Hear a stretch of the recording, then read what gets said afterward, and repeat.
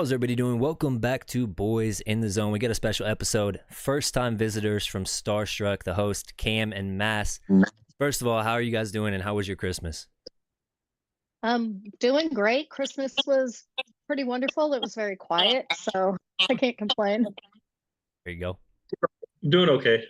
Cam knows that I'm not the biggest Christmas person, so I said I actually I text her and I said, if the Giants pull off the upset over the Eagles, I would be an advocate for Christmas, but that didn't happen, so I'm staying with my Grinchy ways. I even screenshot it for proof later. There you go. In the chat right now, we got our guys from the Cowboys cave, either Kelly or Mike, whichever one. They say good luck in the fantasy football championship game because I made it in their league. I think I'm facing Kelly, so got to give myself a little shouts for that. I was the number one seed, but hey, we're not there yet. Got to finish out it, which will be fun because I think the winner gets a Cuts by Joan custom cut. Which should be pretty cool. I can add back to the wall right here behind me, and that'll be a lot of fun. We got to jump into this game. Second straight loss. I think this is our first time since 2021, two straight losses, actually. So two AFC opponents. So it's teams that we're not really familiar playing against. So you can make your little bit of excuses there. But what did you guys see first and foremost at Dolphins game, man? We'll start with Mass. Yeah, my biggest concern is I know people were talking about defense, and I thought the defense played overall a decent game. They didn't play terrible. Miami is one of the tops. I think us and Miami are the two top scoring teams in the league. We didn't give them a ton of points, so I didn't think the defense necessarily played bad. At times they weren't up to par, but like overall, I think they played pretty well. Except obviously that last drive when we needed them most. We couldn't really stop them there. The offense was a concern again, and the offense has been a concern on the road this year for whatever reason. Yeah. Seems like in the beginning of the year, the offense wasn't clicking. McCarthy and Dak, they made some adjustments, and the offense was really clicking. It looks like defenses have made an adjustment again to going to that too deep shell, and it doesn't look like we have adjusted back yet. Yeah. So hopefully that can go. But that was my initial takeaway from the game, offense and defense. Yeah, I mean, you make a good point with that shell defense, that Vic Fangio style of defense, because that's what primarily Dak has struggled against. Cam, what was your thoughts on that? I had very little issue with the defense and the way they were playing. If you had told me that we were going to hold them to one offensive touchdown and to 22 points, I just said sign me up for it all day long. Yeah. My biggest concerns had to have been, Tyron being out and Chuma's performance, and we've got to take a good look at this run game because I know we started off bad with the Hunter Luepke fumble, but we've got some questions about Tony Pollard and his effectiveness, especially down there in the red zone. There were two different times that he absolutely should have scored, and I mean, this is our RB1. Yeah, and so going forward, that run game's going to have to be something, or we're not going to see past the first round. Yeah, I actually have some would you rather questions later on in the show, and one of them features Tony Pollard, so that's a good point by you. If I had to put my 2 cents in here, I can just echoing you guys. I think that realistically, if you said, hey, defense lets up one touchdown, you feel really good about that game. They did exactly what I wanted them to do. If you win the toss, take the ball first, go on a very methodical drive, long methodical drive down the field, and we just couldn't capitalize. And you can blame it on Tony Pollard for not going towards the pylon on that first run, and Luepke just I don't understand what he was. I mean, he should have been taking snaps from his college days. He's a fullback. Don't understand how he fumbled that. Kind of got in a little Twitter squabble about that with somebody, but interesting to see that. And Mass, what would you have to say? Well, I was going to say, it looks like I looked at some replays in different angles, and it looks like he almost thought Dak was going to pull it because he doesn't actually close down his arms on the ball. Yeah. So I don't know if it was a read option and Dak and they were not on the same page of what they were going to do. I'm not sure. Because if you look, Luepke just keeps charging in there. He just goes into the end zone. He never looks back like, hey, I don't have the ball. So like Yeah. he thought Dak pulled it.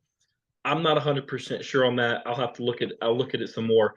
But just to echo Cam on the Tony Pollard thing, he has been historically throughout his career one of the guys who makes people miss and who has a lot of broken tackles and yards after contact. And this year, he just hasn't done that for whatever reason. There were 2 times in the game, one at the goal line that on the first drive, and another time it was a third down, I believe, where he wasn't contacted until a yard or a half yard before the touchdown or the first down, Yeah. and he got completely stuffed. Like no extra yards, no extra push at all. And that one in on the goal line wasn't even a hard, solid hit. It was an arm tackle. By a defensive back. It wasn't even a linebacker or a safety. It was a DB. Yeah. The guy missed him with his body and was still able to grab him with his arms and completely halt all momentum that Tony Pollard had going forward. It kind of blows my mind. Yeah, it goes back to the game of inches. I mean, you talk about it. How many times, like, you can say road in a way, we have those woes, but it comes down to 2 games versus the Eagles, and now this one where it's a game of Yeah. inches. It's simple as that. And I had a question just basically later on in the show, but I'll just bring it up right now about the rookies in this on this team. How do you feel the outlook for the rookies this class thus far has played out? Because I'm seriously underwhelmed. You've asked some players to step up and be key contributors, and they haven't done that. You talk about Schoonmaker has multiple drops on the season, comes up short in that Philly game. You talk about Lipke here with that fumble, even though I liked getting him involved a little bit. And then you just talk about Mozzie trying to step up in the absence of Hankins has not been good in the run department at all, and that's what you were drafted to do. So, and then the other guys are kind of just afterthoughts at this point. Asim Richards, Fehoku, Eric Scott Jr., Jalen Brooks. I mean, you can name all those guys. Obviously, Overshown got injured, but it's seriously underwhelming considering what we're typically accustomed to here in Cowboys Nation. Usually our draft picks are getting playing time and contributing to the team and helping with wins. I think to be fair that when you're drafting a defensive tackle like that, it usually takes 1, 2, if not almost 3 years to develop them. And when we were drafting as late as we were, it wasn't like we were getting a Jalen Carter or something like that. So I didn't put a whole lot of stock into the fact that Mozzie was going to have to come in and be that guy for Hankins and that. But I think you're spot on with the rest, that it's been very underwhelming. Yeah, I will say out of all of the defensive tackles that went first round, however, he's underwhelmed the most. Obviously, Carter's, I mean, he was my best player in the entire draft. Character concerns knocked him down to 3 for me, but then you talk about the other kid out of Clemson.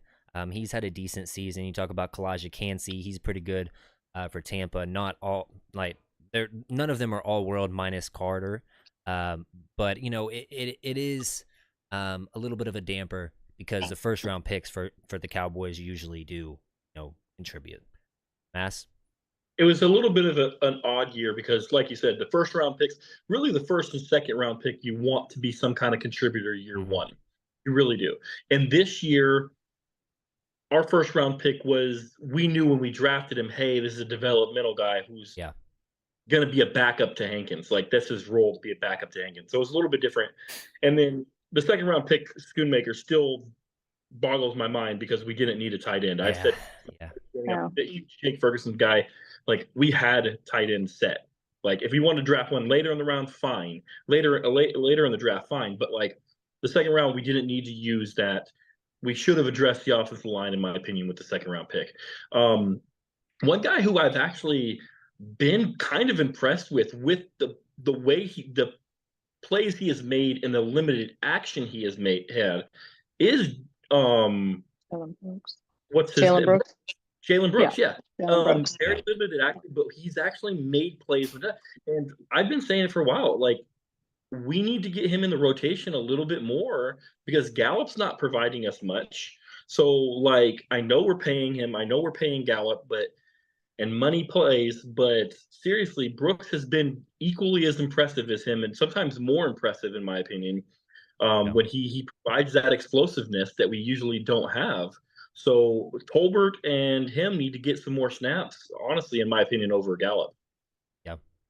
Yeah, and I would add Turpin in there. I think Turpin could do some good things as well, not only just running those jet sweeps and those quick whip routes, but you saw the big deep bomb to Turpin in the Washington game on Thanksgiving. I mean, he can run routes as well, so you got to give him that ability to. And sorry, what was that?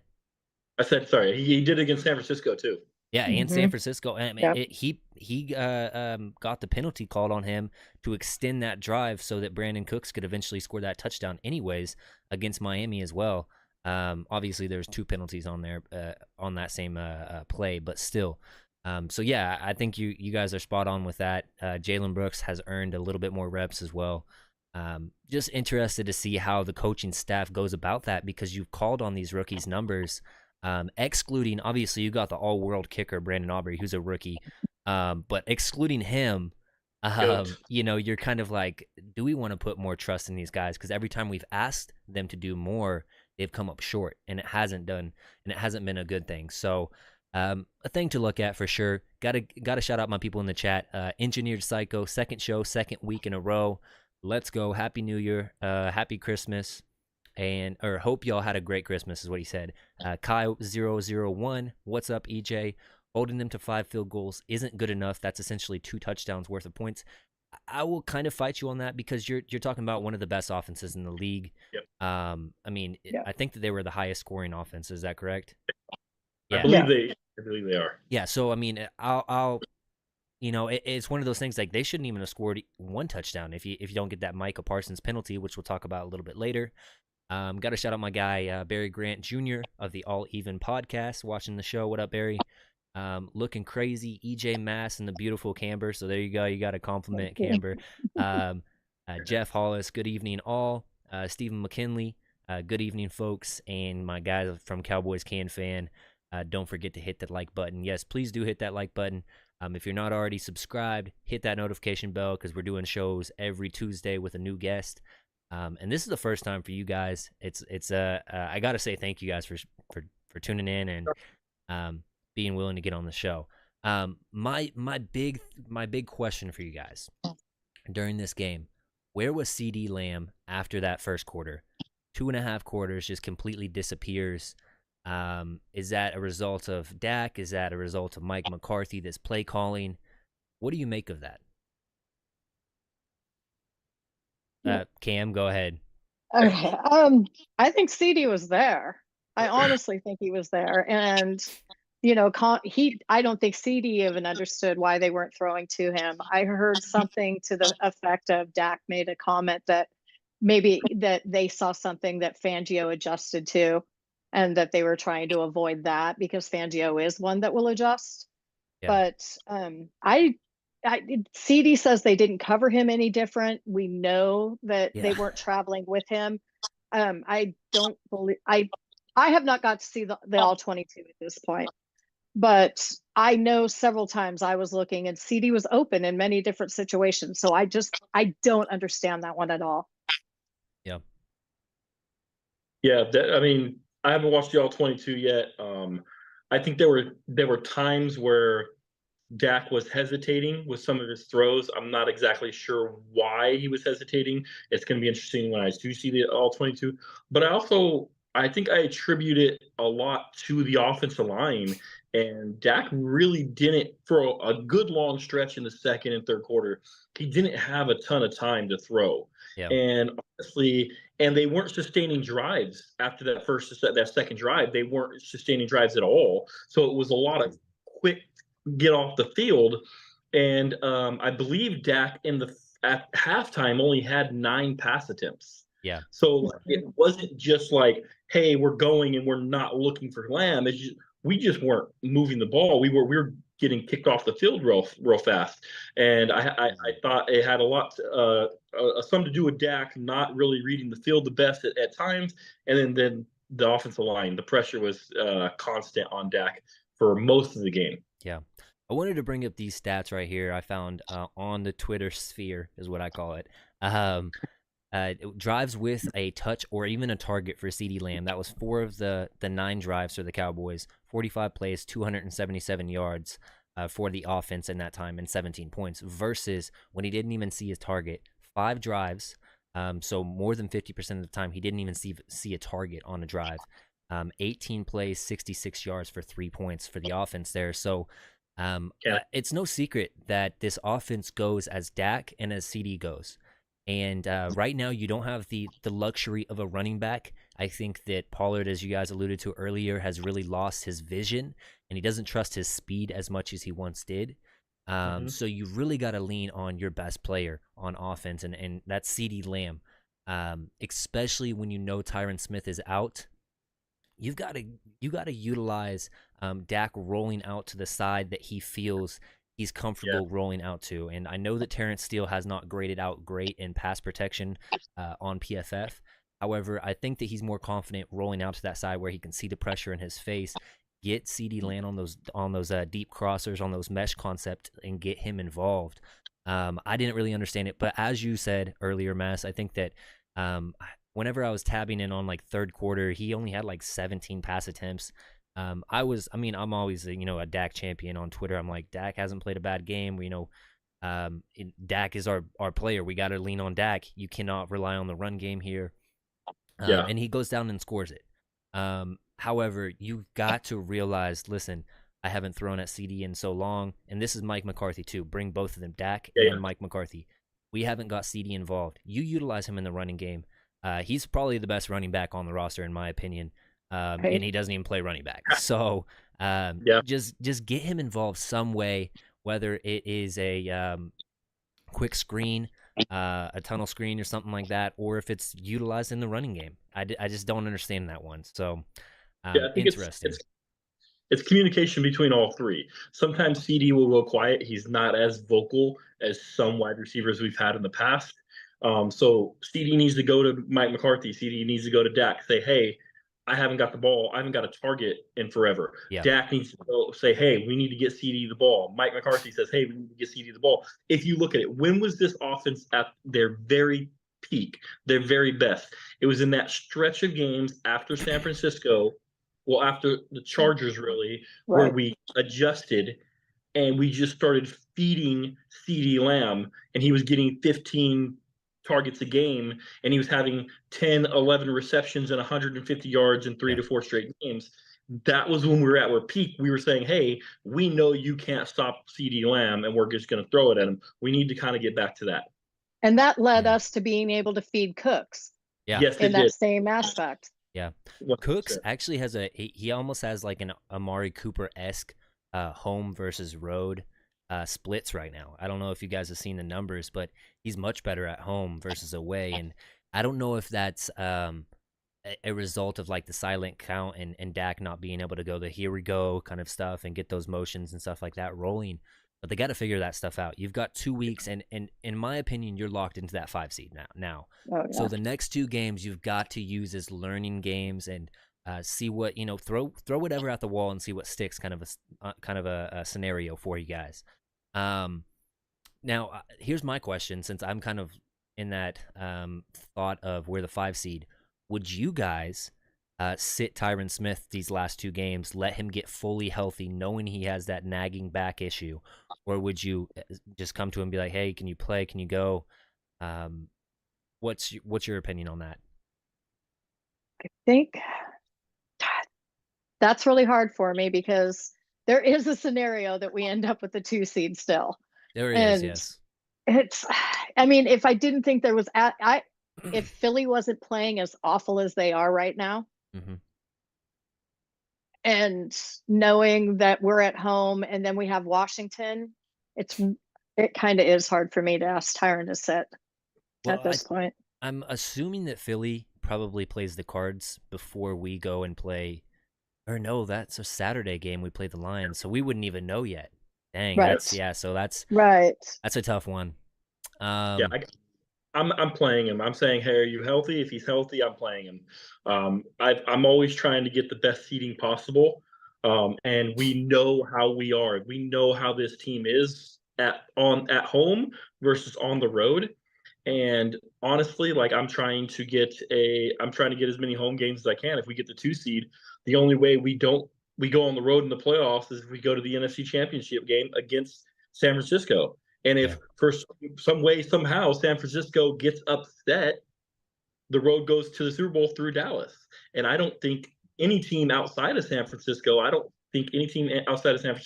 can come into Dallas and win. But the Rams have been really sneaky lately, though. For me, I don't worry about the Rams at home. It's if we been a have to little go to sneaky. LA and face Yeah. them, which I don't think that there's a scenario in no, we that can't. we could go. No.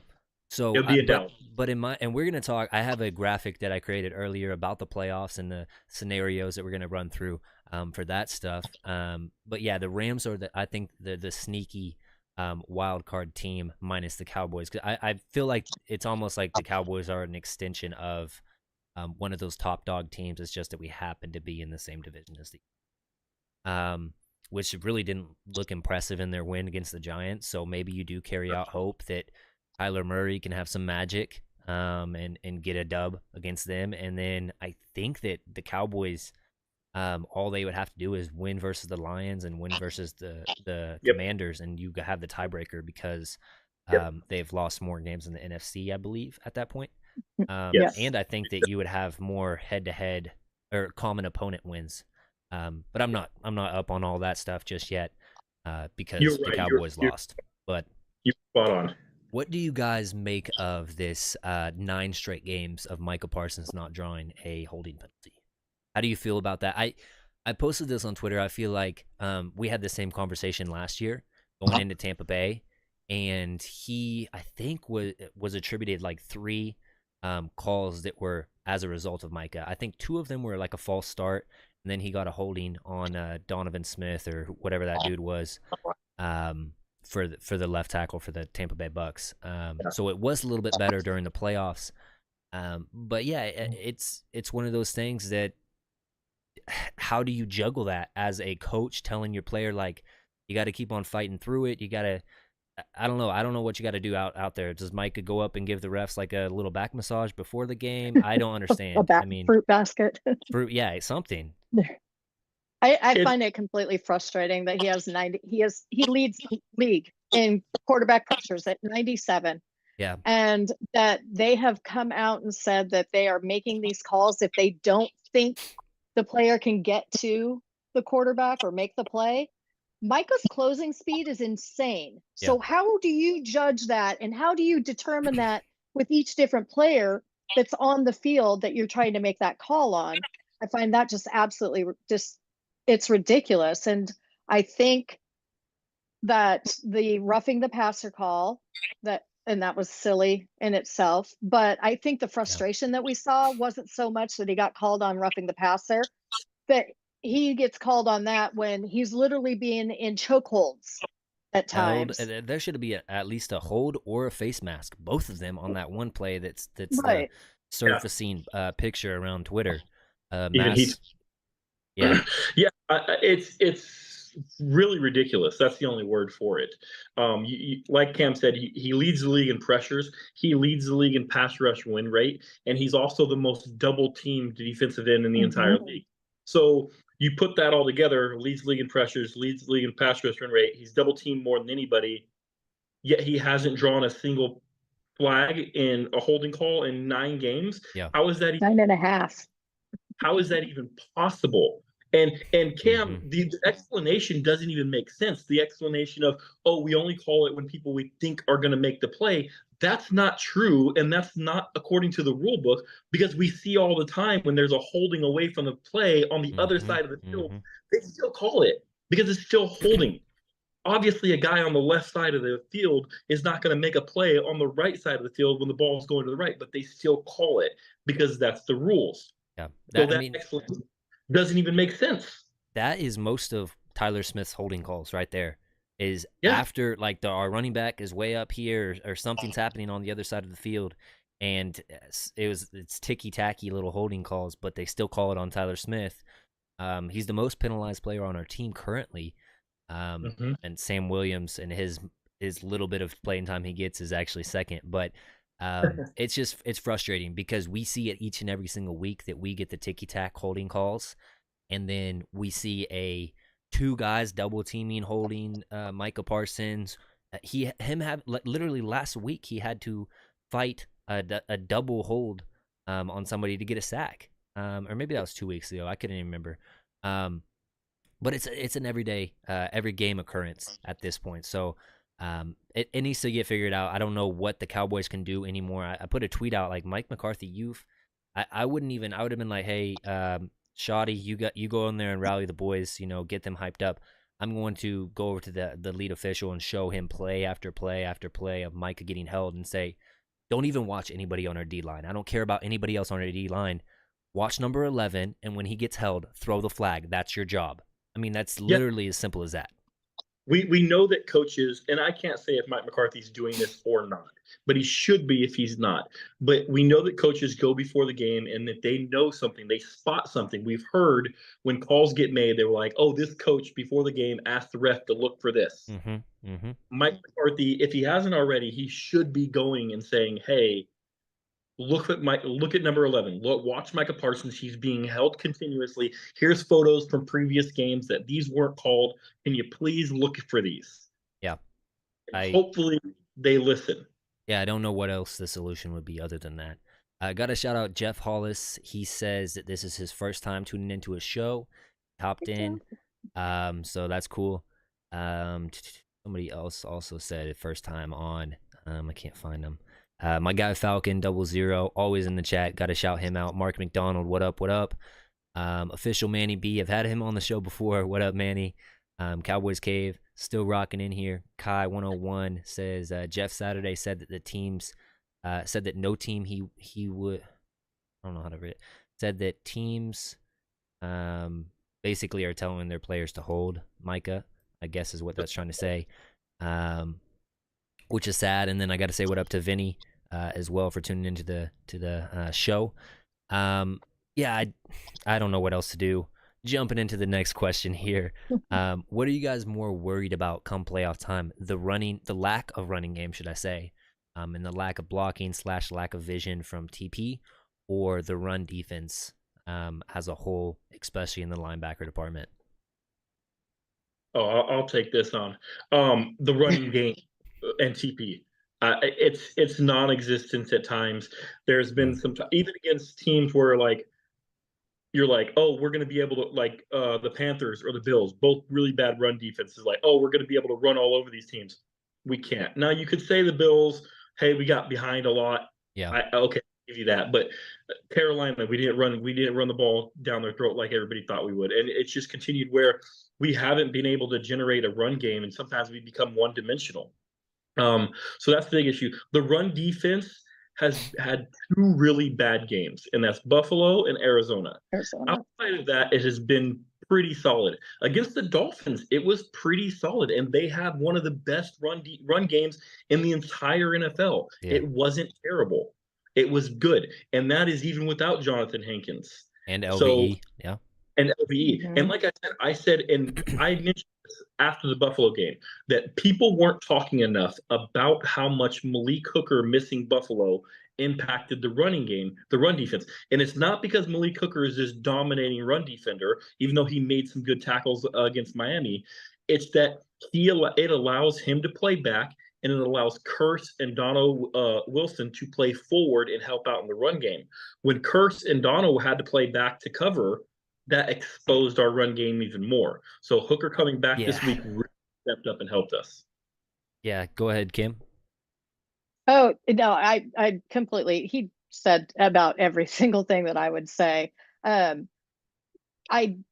1,000 times more worried about our run game versus our run defense. Like he mentioned, the Dolphins, you've got Mozart and a chain back there, and we held them to, what was it, like 32 yards, and it was minimal that we held both of them to. The fact that we've been able to hold things together with Hankins out, and the potential that Hankins, I doubt he's going to be playing this weekend, but we could, that we'll definitely see him for the playoffs. Yeah. That's the guy I'm resting for the playoffs. Yeah. Yeah, So I would agree with that. getting him back, I don't have that problem. I do need our slash hybrid safety linebackers maybe to be a little bit more physical in the run game and finish those tackles, because we forgot how to tackle in the Buffalo game, and I Yeah. don't ever want to see that again. But yeah, it absolutely is our run game. Yeah, I'm a little bit worried right now about those hybrid linebacker kind of guys right now. I think Jaron Curse is horrible. I mean, he can come at me on Twitter right now. He's been horrible in choosing which gap he wants to attack as Right. a box safety or linebacker, whatever you want to call him, wherever he's playing. I just don't think that's his game, and that's not a shot at who he is. You know, he can come at me or whatever. I don't really care. But I just don't think that's his game anymore. I think that he's really good at covering tight ends, and he's good whenever Mhm. it's a one-on-one tackle opportunity, and he doesn't have to siphon through all of these blocks and everything. That's not saying he's a bad player. That's saying that Dan Quinn needs to pick and choose where he uses him and where he utilizes them inside of that defense. And I think that's why we saw the drop off from 2021 to 2022 to now. And Jaron Curse is he's been asked to do things that it's not really advantageous towards what he is as a player. Donovan Wilson, on the other hand, I think he's really good going downhill. And I just think that when you figure out a way to have your front defensive line really shed blocks, that's where Donovan Wilson is very special. He can go make those tackles for losses, but those guys up front aren't winning minus D Law a lot of the times, and that's why those second level blockers come up and they get their hands on him. I mean, he's not big enough to No. deal with that. So, and then I think that Marquise Bell's been really really good in coverage.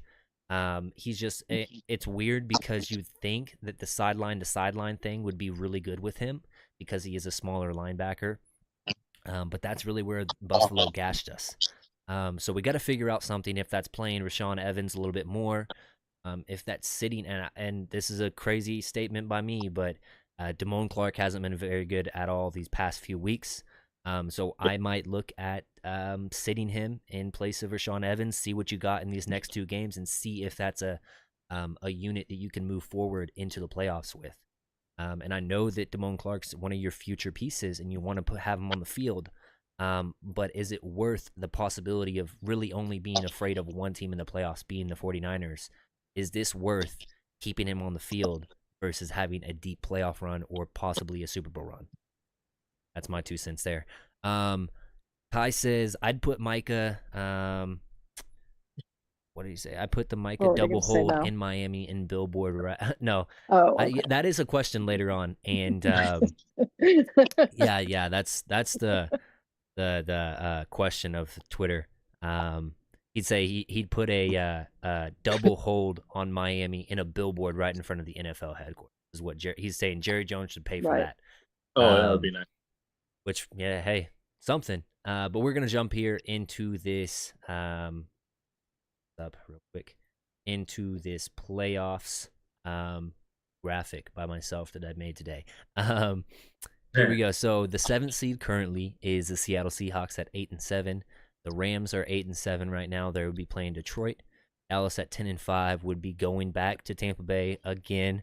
And I wouldn't be too worried about winning that game, in my opinion. But I did put the next two games for the Rams, for the Seahawks, for the Saints, and for the Bucks over there to the right. And the way that I kind of see it is the Rams will probably beat the Giants, but they'd probably lose to the 49ers. I think the Seahawks could win both of those next two games. Therefore, those seedings would flip. So the Seahawks would move to the 6th seed, and the Rams would be the 7th seed going into Philadelphia. Now, I included the other two on that side because the Saints and the Bucks obviously play each other. But the Buccaneers have already that win against the Saints head-to-head earlier in the season. And then they had to play the Panthers, which is just an easier game than having to go and play the Falcons. So I personally think it's the Bucks. I just think that right now the seeding between 7 and 6 switch around, and that's your playoff teams. How do you guys see it, and how do you want it to shake out if you had your perfect scenario? Mass? Yeah, well, I've gone back and forth on this. My perfect scenario would be us jumping Philadelphia, winning the division, getting the second seed. And basically, because of what I said earlier of how we play at home and wanting to be like, hey, we know if we're the 2 seed and we win, we got 2 straight home games at least. And then if 49ers somehow get upset, we got the NFC Championship game at home. So it puts us in the best possible situation, in my opinion, without that 1 seed. Mm. The only other thing I think about is the reason why I look back is at the 5 seed. Okay, we go on the road to Tampa, which I think we can win that game on the road. But then, honestly, I would not be surprised. And everybody's saying, well, then you got the 49ers, then you got the 49ers. And I was Mm-hmm. like, do we? Because Yeah, would either of you be surprised if you pull up the graphic? Would they pull either that of you up. be Yep. if the Rams or the Seahawks beat Philadelphia, or the Rams or the Seahawks beat the Lions in the playoffs, and that we get a home game, we get a home game against one of them, Yeah, or maybe both of them. I I think mean, like if they both win, then we would get a home game. You know what I mean? let me propose this question: which one would you feel more comfortable in beating Philadelphia?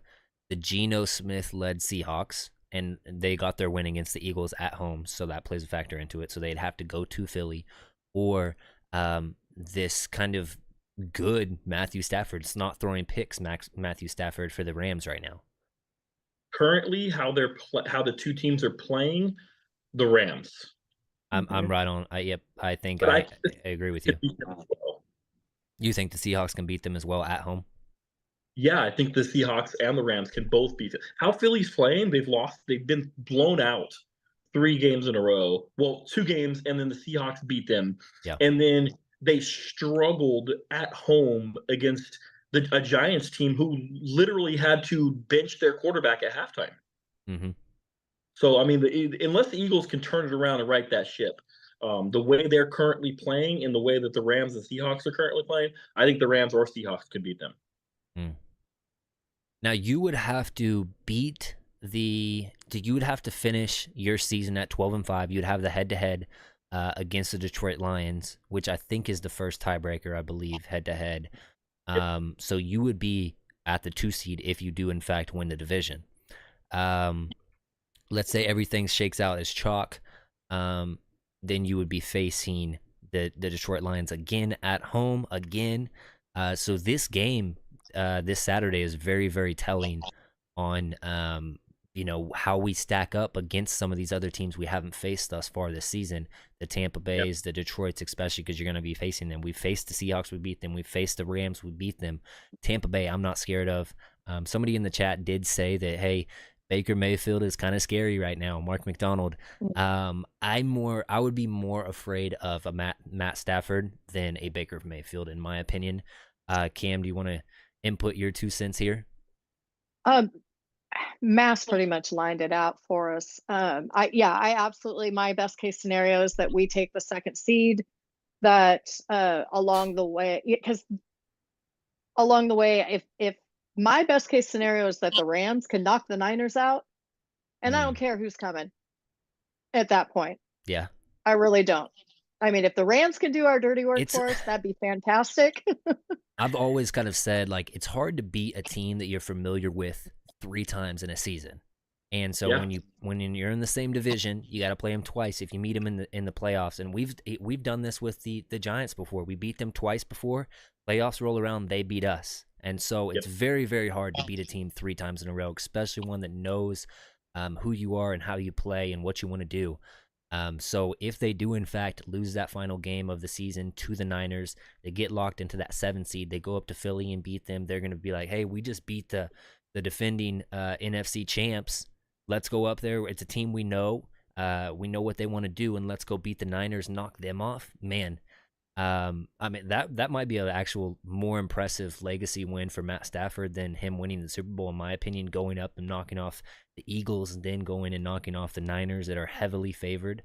But, man, it would be an interesting thing seeing the Rams and hosting that NFC championship game in Dallas, despite, not being that number 1 seed. So ultimately, I kind of lean on, I think that we're probably kind of locked into that number 5 seed right now. and I'm all right with that. I think that I do have a lot of, I guess, hope that the Rams can actually knock off the Eagles or the Seahawks, whichever one it is. I just personally, I think that players get up for the playoffs a lot more than just their regular everyday game, and every game means stuff in the NFL, but the playoffs is just a different atmosphere. And I think that the Seahawks, they've got some dogs on the defense that really, really want to hit you and hit you hard, and that's all what playoffs is about. And then the Rams, they have outside weapons that can really exploit the secondary of the Eagles. So I feel really, really good. I mean, and the Seahawks, I mean, they've got 3 really, really good wide receivers as well. So I feel good about either of those teams, really. What'd you say, Mass? I was saying Smith and Jigba has really been coming on lately at the second half of the season. Yeah. Yeah, and he's honorary Cowboys Nation as well because he's got the He is. tattoo, He got the and tat. hey, he beat the Eagles. So Drew Lock and JSN are both honorary Cowboys Nation in my book. Shout out to the Rockwall boy. There you go. We're going to pull up these would you rather questions in the chat. You got to participate in this. Also, if you haven't already, leave a like. For sure, we're trying to just catapult this channel up. The Cowboys, content creator. I don't want to call myself a content creator, but Cowboy pages, on YouTube. So first, would you rather question: Chuma Adoga, or you let Asim Richards get some of these reps if Tyron Smith cannot go either of these last 2 games? Richards. Yeah, I'm gonna go Richards right now. Chuma, there was 2 different plays where he looked right at the defensive end and then turned and helped out Tyler Smith when he didn't need help, and let him get a free run on Dak. Like the most mind-boggling plays I've ever seen from a left tackle in my life. So I'm going Richards. I'm done with Chuma. Yeah, I agree. It had shades of Chaz Green. To me, goodness. At times, I was like, "Oh, please don't let this go this way." That's like a cardinal sin to mention that name around here. Right. So I'm gonna go with the same. Yeah, I would agree, and chat is emphatic. Asim. So yeah, they're all on the same board. We got Suzanne in here as well. Got to shout her out. What is up? The next question: more of Pollard or Dowdle in the next 2 games? Who would you want to see more of the reps go to? Considering Pollard has had those questions of his vision, he's not seeing the holes, not hitting the holes as good as he once did. And I think you've got the sample size to know, like, hey, do we make this change knowing that we can always flip back to Pollard if we need to, but we don't want to make that change in the playoffs when it actually matters. Cam, you go ahead and answer this one first. I can't say that I want to see one more than the other, but I want to see more of a balance, because I think if we take from last year what we saw out of Pollard when he was sharing the touches with Zeke, that we saw something more productive. And so maybe make it more of a balance and give Dowdle more, but I'm not necessarily going to say I want to see more of one than the other. Okay. In that. Mass? Yeah, I would say kind of a balance like Cam was talking about, but I will say more Dowdle in short yardage and goal line situations. I'm done with Pollard in those situations. In short yardage, goal line, it needs to either be Hunter or it needs to be Dowdle. And I know Hunter had that fumble. I'm not writing him completely off because he was picking up short yardage runs in that game prior to that. But yeah, in short yardage, I want to see less Pollard. Yeah, I'm just gonna go all the way on the other side. I'm gonna say, go ahead and start Rico. Send a message to Pollard like, hey man, you're on the franchise tag. Like, this stuff is earned, not given.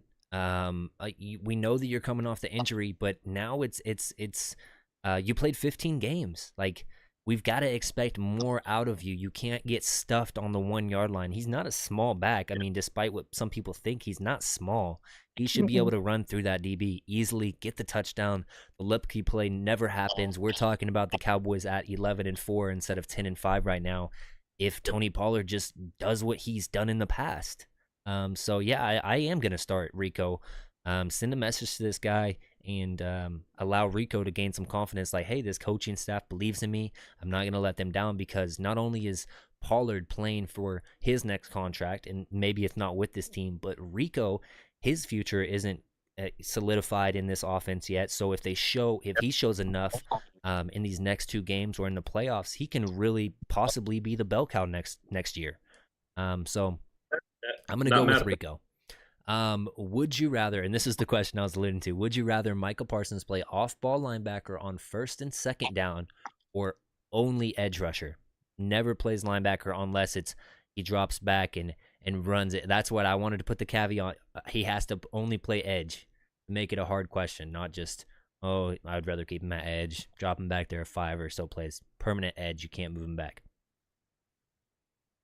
Permanent edge.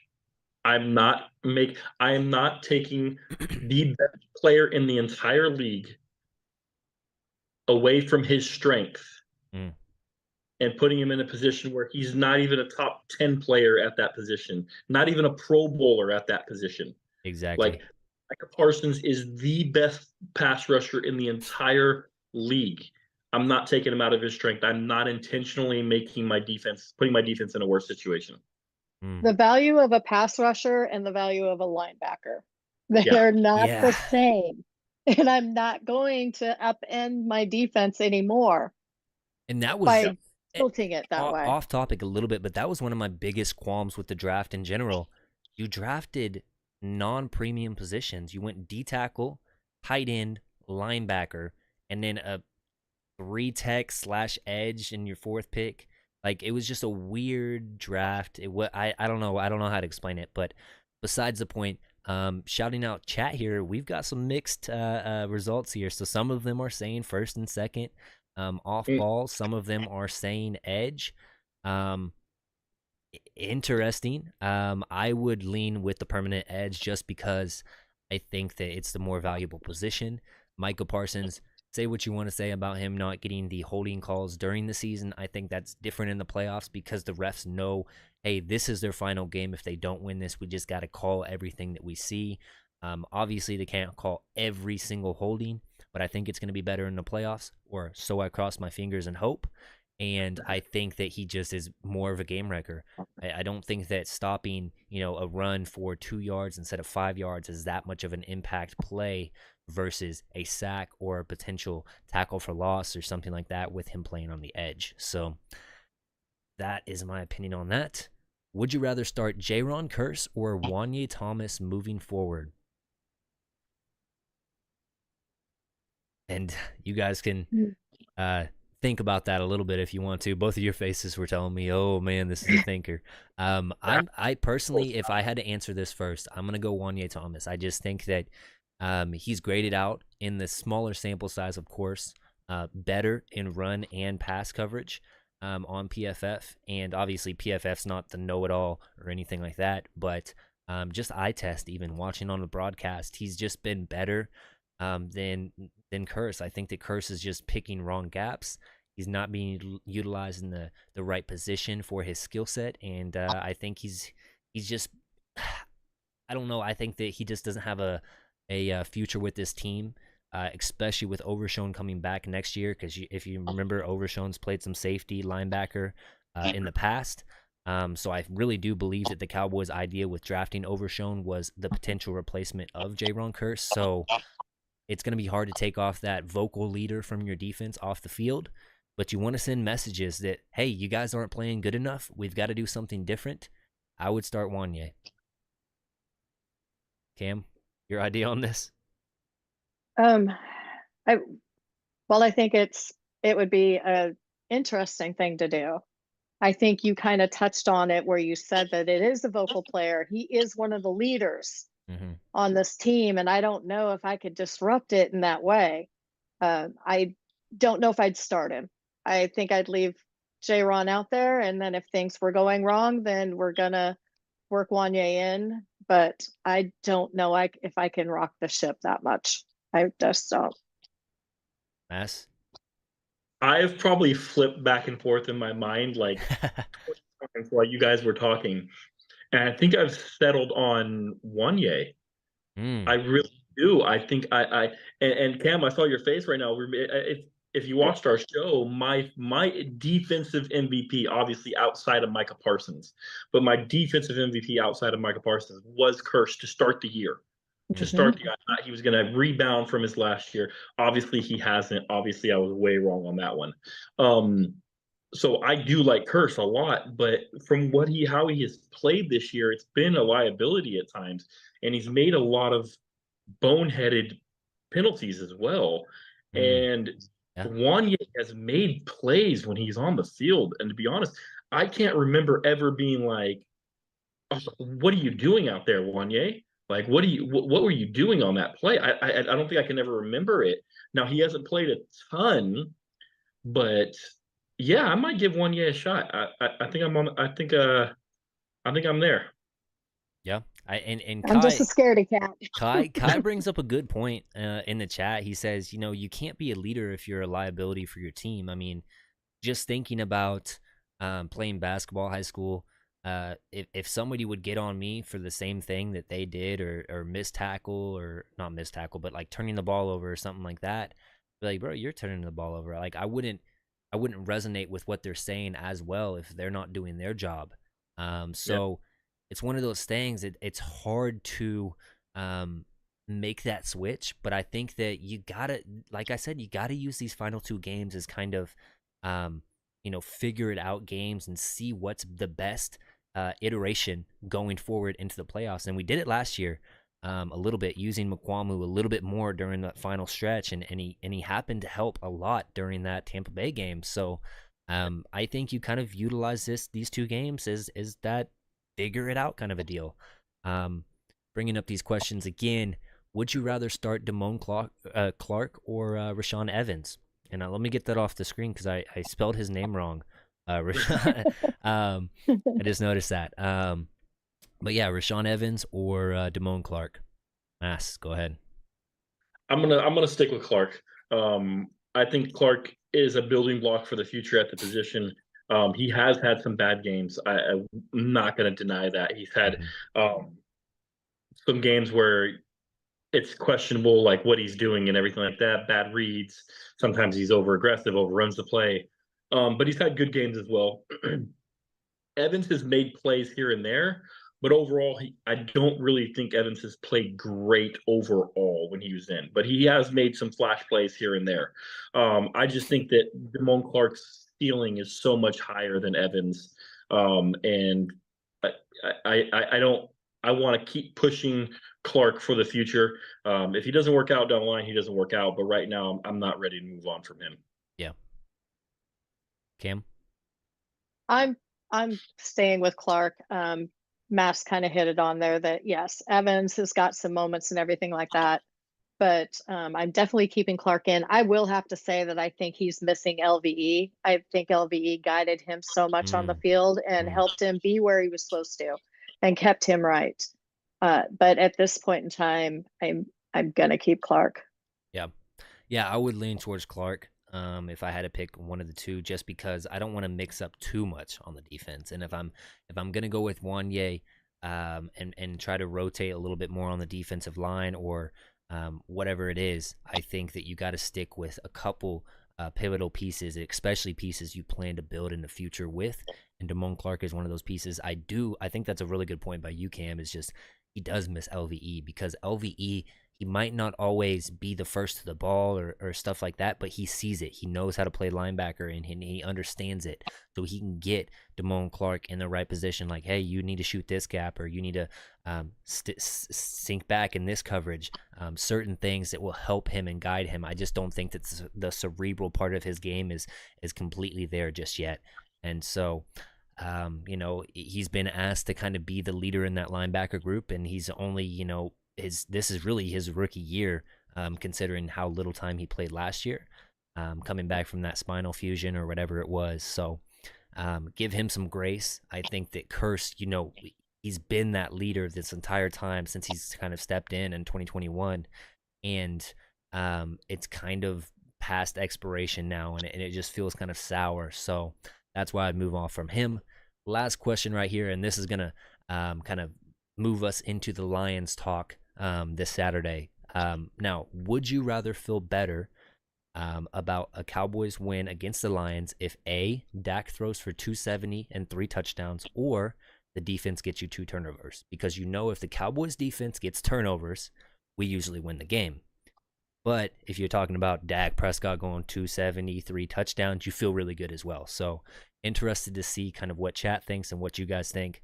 Started off with Cam right here. That's a really good one. I'm going to say defense.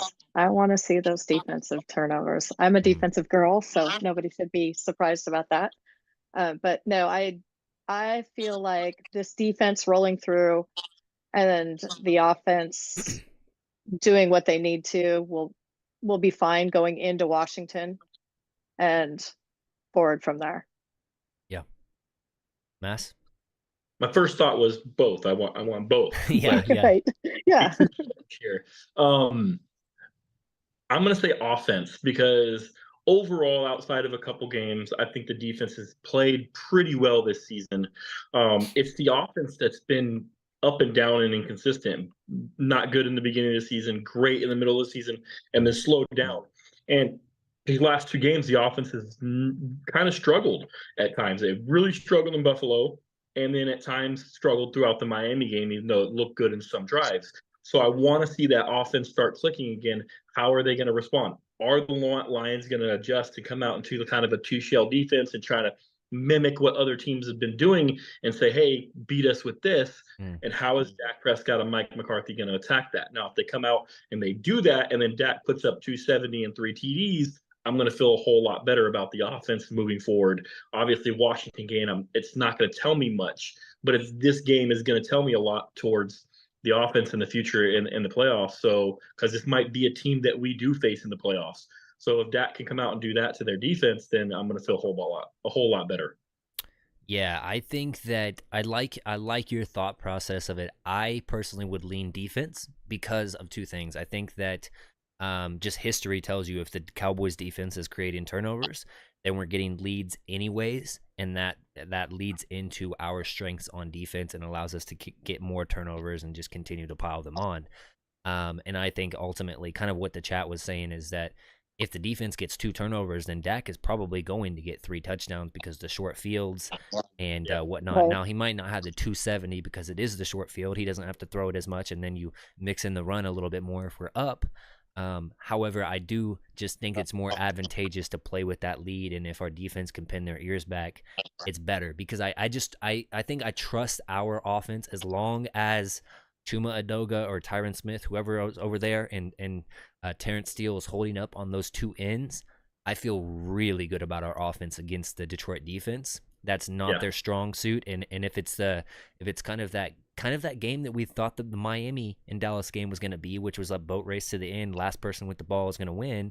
I think it's hard. I would probably lean Cowboys because we're home, but it's one of those things. They have a high-powered offense as well. They have Jahmyr Gibbs. They have Sam Laporta, who's a mismatch nightmare. They have a Amon-Ra St. Brown. They have a Reynolds and a whoever Williams. Like, they have players, and Jared Goff is no slouch out there as a quarterback. Not as good as Dak Prescott, in my opinion, but he's a good quarterback. He's a solid quarterback that can make any throw on the field, and I won't say any throw, but most throws on the field, and you feel good about him going into games. So I would lean towards the 2 turnovers on defense, and I think that most of the chat agrees with the 2 turnovers on defense. Minus, I think, Kai, who says Dak throwing 270 and 3 touchdowns. I think he's kind of holding out for that Dak MVP award right there, hoping for a big game from Dak. But I got just Kai. Yeah.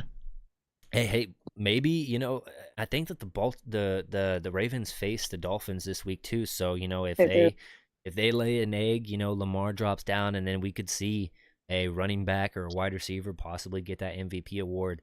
I can't believe Dak is like plus 2,000 in the odds now. I don't know how. Crazy. But it's one of those things. Ultimately, I'll trade whatever awards for any single player if it's hoisting the Lombardi at the end of the year. Yeah, what is your guys' biggest kind of fear or biggest player that you want to not have a big game for Detroit? Offensively, defensively, one for each. Who do you feel as is that player we got to lock down? We got to make sure that they're not an impact. Aiden Hutchinson. Yeah. Yep. And that being against whoever, yeah, I'm having nightmares against him and against Terrence still. I am so bothered by it already, and I don't know, if you're gonna have Berg or whoever chip behind him, but we need a game out of Terrence on this one. Yeah. Yeah, I think that we're all probably in agreement with Aiden. I think maybe if you really wanted to be kind of saucy with your pick, you could maybe say like O'Brien Branch, just because of his ability to cover in the slot and be a free range safety.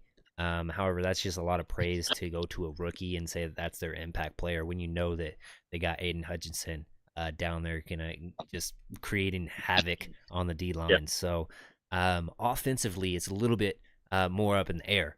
Obviously, they got some really good skill positions. Who are you most worried about?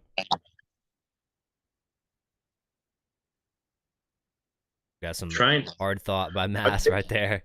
Well, I'm trying to go, and I'm going to go a little bit off, and it's going to sound weird, but I'm going to go Penei Sewell. And the reason is because obviously if he can get pushed and that offensive line can make some holes, that they have really good running backs and everything like that. But the main reason I'm going is because Jared Goff is the perfect example of a quarterback who has to play in a clean pocket. If you get pressure on Jared Goff, he crumbles and he throws interceptions, he loses the ball, he's just not accurate, he's just not a very good quarterback under pressure. But when he has a clean pocket, he's a very, very good quarterback, and he can make the throws and he can kill you. So if Sewell and the offensive line are dominating and our pass rush isn't getting home, then their weapons are going to be able to exploit a lot of our defense, and they're going to and it's going to be hard to stop them. So I know they have a lot of playmakers, but that's kind of my thought process is we need to get pressure on Goff. And if we can't do it because their offensive line is dominating, then we might be in for a long night. Do you know who Jared Goff was actually his like pro comp coming into the draft was? Do you remember? I don't. Cam, do you remember? What? A lot of people said he had shades of Troy Aikman, which is funny, thinking about those two players. Not the most mobile guys, but can make some really good throws if you give them the clean pocket. So interesting thought process. But yeah, Penei Sewell's definitely a good pick in my opinion because if they can kind of slow down our pass rush and especially him getting on those pulled runs, getting to the second level, that's what our linebackers have been struggling with. So I like that kind of out of left field pick there from Massey. Cam? Jamar Gibbs. He can put men on skates. It's just, I mean, the way he can cut, he can move. And going back to, like I said, at the Buffalo game, the way we weren't finishing tackles, he could wreak some big havoc on us. So mine's Gibbs. Gibbs I think he was like the last player I had with a first round grade in last year's draft and well worthy of it. He is a monster. And the ability to make people miss is definitely there. I'm going to go with a different player. So I'm glad that we're not all on the same page here. I'm going to go with Sam Laporta. Jordan Lewis has had a sneaky good 2 games. But asking Jordan Lewis to cover Sam Laporta is scary for me. And then if you want to talk about a Jaron Kearse or whoever it might be from that safety unit, going against Sam Laporta is scary because they use him in line, they use him out wide. They do some really good stuff with Sam Laporta, and I think that he's one of those guys that he's in the same cloth of a Jake Ferguson, where he can make guys miss in the open field as a tight end, and that's a rare trait to have for such a big dude. So I think Sam Laporta, he's kind of that security blanket for Jared Goff now. He's kind of grown into that role, and I'm surprised nobody said Amon-Ra St. Brown, but we're all kind of leaning towards those those That was rookies kind or of a pick if I didn't go the way I went. But I really USC fan. I'm a big fan of Amon Ross St. Brown. So yeah. But I didn't pick him just because of the way Gilly has been Mm. playing, and Well, so they use him in the slot as well, so that's a right, possible Jordan Lewis assignment as well. right. So, um, yeah, it's one of those things. I think we're gonna have to ask even more of Jordan Lewis. He's had those good games after kind of being the victim of a lot of third down conversions for mm, 4 straight games. It seemed like that for a little bit yeah. during the middle part of the season, but he's had the sneaky good games recently. So, had to give him a little bit of a shout. Now, um, do you guys want to go straight into score predictions and then a little bold prediction, or should we ask some questions of the chat, or what do you guys want to do? This is free range right now. Yeah, What? we can see Yeah, what we can answer some questions. All right, chat, put in your questions, and we'll try to get to them after we give a. We're gonna go into like a bold prediction. So one bold prediction for this game, and it has to be bold. This isn't like CD Lamb for 90 yards and a touchdown. Like that's not bold. Come on, you gotta lay it on me with something Oh, that's crazy. we do the same on our show, and trust me. All right, good. Yeah. Massey, go ahead and start us off, brother. Or if you I'm need gonna some say. time. Oh Oh, no, I got okay. it. Brandon Aubrey hits his 70-yard field goal. 70. Goodness gracious, Claimed he 70. That is bold as hell. He claimed he could hit 70. So we're in dome on our field. I'm gonna say that we get a chance at the end of the second half, at the end of the first half, to get a long 70-yard field goal, and they run Aubrey out there, and he nails it. 70. I'm sorry, CJ Stroud, you've been good, but if Brandon Aubrey hits a 70 freaking yarder, he's rookie of the year. I don't care. I love it. Yeah, I think it's where he can do it. Is their home in in the stadium, no wind affecting. I Yep. think he can do it. I think that's where he can do it. Hey, I would love that. I would be screaming at the top of my lungs if that happened. Mm-hmm. Mm-hmm. But if it's in any point other than that last couple seconds in the first half, we better be up by at least 2 touchdowns. I mean, come on now.